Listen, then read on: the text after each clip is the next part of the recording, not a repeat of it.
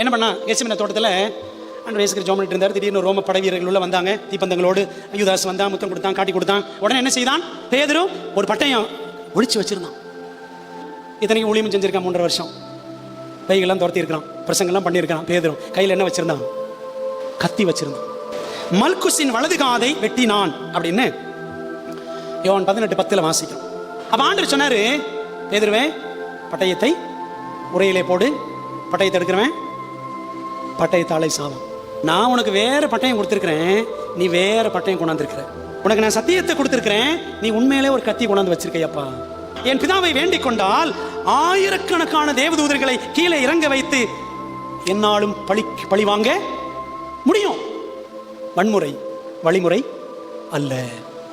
Violence is not the way of God.